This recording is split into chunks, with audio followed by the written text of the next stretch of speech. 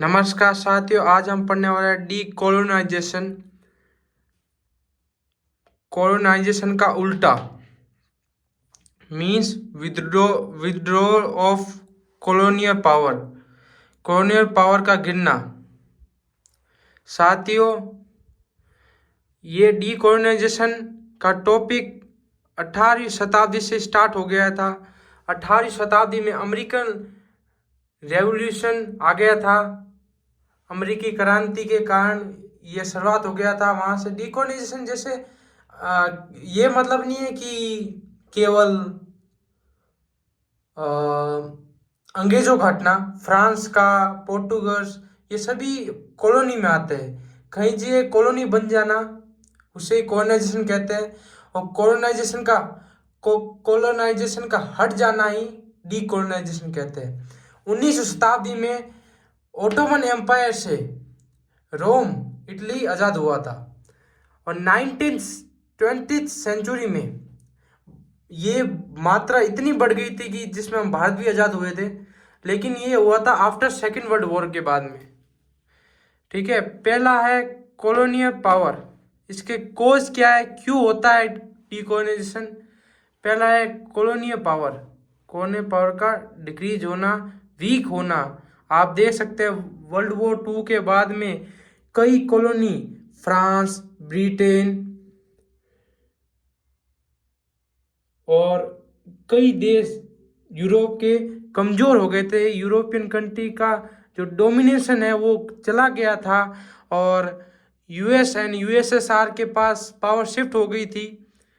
And second है international pressure. UN pressure करने लगा, प्रेशर था उनके ऊपर कि डीकोलोनाइजेशन किया जाए। यूएस और यूएसएसआर दोनों ही इसके विरुद्ध थे।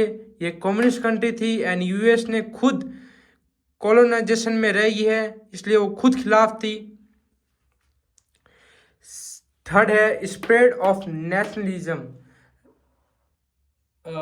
राष्ट्रवाद बढ़ना देश के प्रति। जैसे मेरा देश है, जैसे इजिप्ट हुआ, इजिप्ट में क्या हुआ, नेशनलिज्म बढ़ा।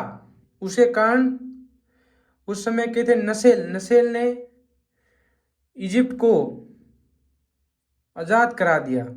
And role of western education elite.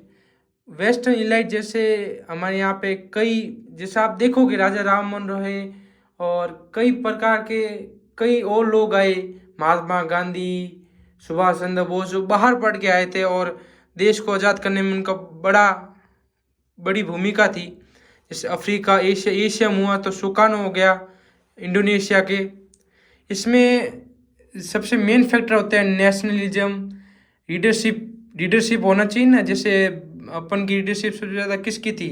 Gandhi ji की थी। ठीक है, प्रेस होना, अखबारों का छपना, वहाँ से मीडिया होना जो सरकार को अपोज करती हो और राष्ट्रवाद को बढ़ाती हो। पीपल अवेयर होने लग गए कि हमारे ऊपर राज चल रहा है। जो मोबिलिटी आना पीपल के बीच में, पार्टीज का फॉर्म होना। जैसे अफ्रीका में सबसे पहले आज़ाद कौन सी कंट्री हुई थी? गाना, 1957 में। और मतलब पूरा जितने भी अफ्रीका जो था वो कॉलोनाइजेशन का बड़ा पूरे कॉलोनी वहाँ पे बस चुकी थी।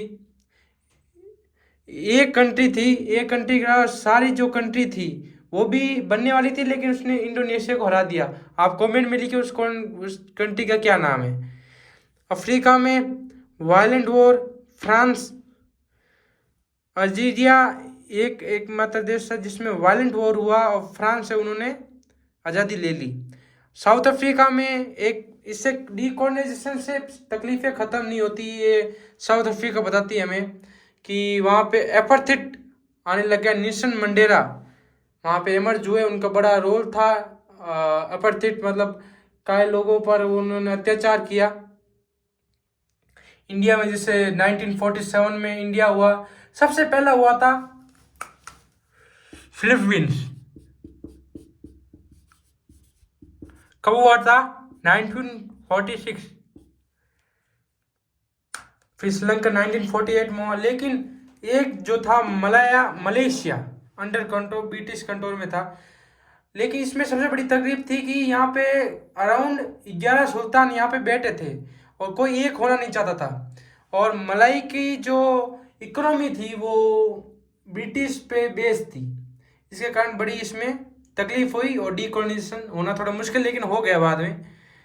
यही था साथियों डीकोलोनाइजेशन। धन्यवाद।